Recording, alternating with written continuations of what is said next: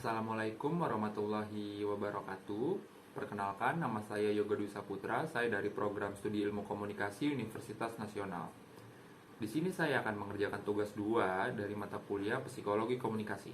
Sebelumnya saya akan menjelaskan, PowerPoint yang telah saya buat ini saya mengambilnya dari Jurnal Cakrawala dengan penulis bernama Nova Koritawati dengan judul Komunikasi Verbal dan Nonverbal di antara kaum homoseksual. Di slide pertama ada komunikasi verbal. Apa itu komunikasi verbal?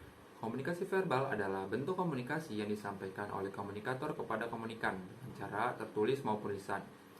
Selanjutnya ada komunikasi nonverbal. Komunikasi nonverbal adalah metode berkomunikasi dengan orang lain tanpa menggunakan kata-kata, melainkan menggunakan lisan atau tindakan. Selanjutnya ada contoh komunikasi verbal dan juga contoh komunikasi nonverbal. Contoh komunikasi verbal yang pertama adalah membaca koran, berbicara melalui telepon, membaca majalah, serta menonton TV. Kemudian, komunikasi nonverbal contohnya yaitu menggunakan gerakan tangan, melakukan kontak mata, bahasa tubuh, dan juga mengekspresikan wajah. Di slide selanjutnya adalah latar belakang masalah.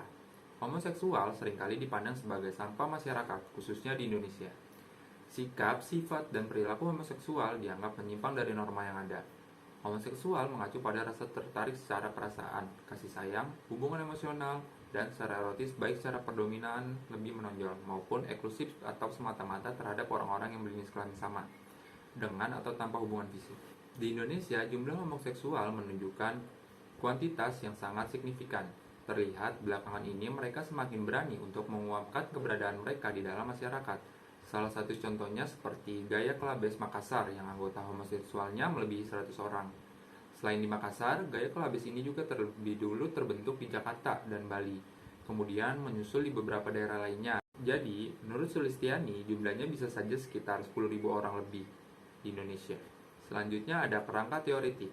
Apa itu kerangka teoretik? Kerangka teoretik adalah konsep-konsep yang sebenarnya merupakan abstraksi dari hasil pemikiran atau kerangka dan acuan yang pada dasarnya bertujuan mengadakan kesimpulan dimensi-dimensi. Kerangka teoretik di sini yang pertama ada komunikasi verbal, komunikasi nonverbal, parabahasa, dan juga teori penetrasi sosial. Paradigma menurut Buba adalah perspektif penelitian yang digunakan peneliti yang berisi bagaimana mempelajari fenomena, cara-cara yang digunakan dalam penelitian, dan cara-cara yang digunakan dalam menginterpretasikan temuan. Pemilihan paradigma penelitian dalam konteks desain penelitian menggambarkan pilihan suatu kepercayaan yang akan mendasari dan memberi pedoman seluruh proses penelitian. Dalam penelitian ini, berdasarkan pendekatan kualitatif, peneliti menggunakan paradigma konstruktivisme yang menyatakan bahwa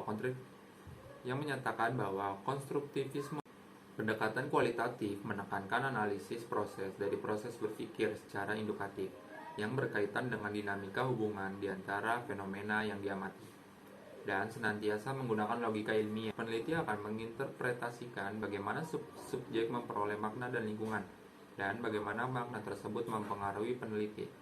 Dalam penelitian ini, peneliti akan menggunakan kualitatif. Jenis penelitian ini bertujuan membuat deskripsi secara sistematis, faktual, akurat tentang fakta-fakta dan sifat-sifat populasi atau objek tertentu. Selanjutnya kesimpulan.